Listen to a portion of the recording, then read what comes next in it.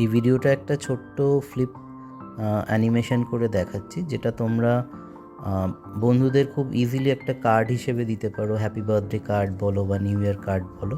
আর সেটা যখন খুলবে সবাই খুব মজা পাবে, কারণ একটা মুভমেন্ট এখানে দেখতে পাবে। তাহলে চলো দেখে নিই খুব সহজে কিভাবে এরকম কার্ড আমরা করতে পারি। এখানে একটা half sheet A4 size paper নিয়েছি, আর একটা পেন, একটা ডট পেন ব্ল্যাক নেবে, ঠিক আছে?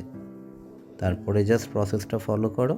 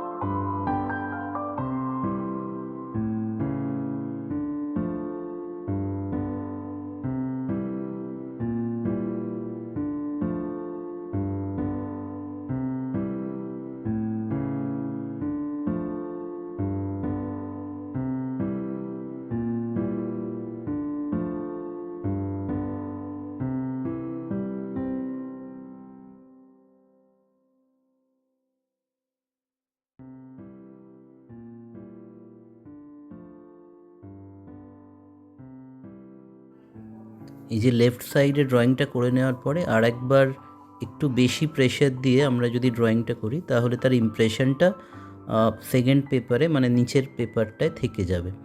কারণ এই যে তুলছি দেখো, এইখানটায় যদি ইমপ্রেশনটা পাও, ভিডিওটায় হয়তো দেখা যাচ্ছে না, কিন্তু যখন তুমি করবে প্র্যাকটিক্যালি ওই লাইনটা দেখতে পাবে।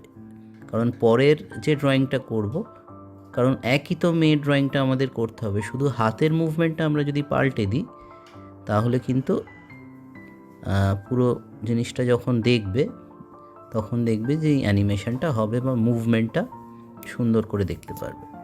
এবার দেখো, যেহেতু আমি চাপ দিয়ে প্রথম ড্রয়িংটা, লেফট সাইডের ড্রয়িংটা করেছিলাম, সেই ইমপ্রেশনটা ধরে ধরে আমি আস্তে আস্তে পুরো ড্রয়িংটাকে কমপ্লিট করছি।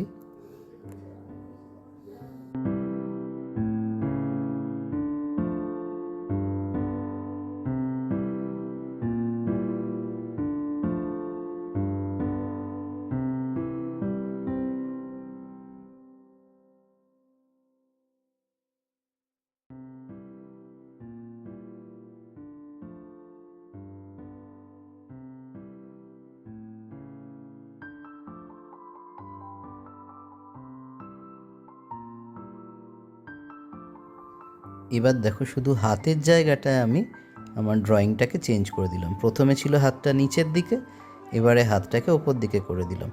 এবারে এইটাই আমরা যখন একটু স্পিডে পেপারটাকে ফ্লিপ করব, তখন মনে হবে যে মেয়ে হাতটা নাড়ছে। এটা একটা মেয়েও হতে পারে, একটা ছেলের ড্রয়িংও করতে পারো তোমরা। এক্সপেরিমেন্ট করে আরও নতুন নতুন অনেক কিছু আশা করি করবে।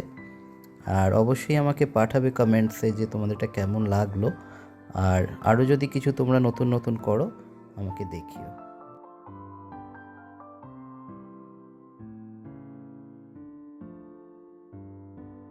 আমরা দেখতেই পাচ্ছি, দেখো হাতটা কি সুন্দর করে মেয়েটা নাড়াচ্ছে। এবার এটা চাইলে সুন্দর করে কালার করে নিও।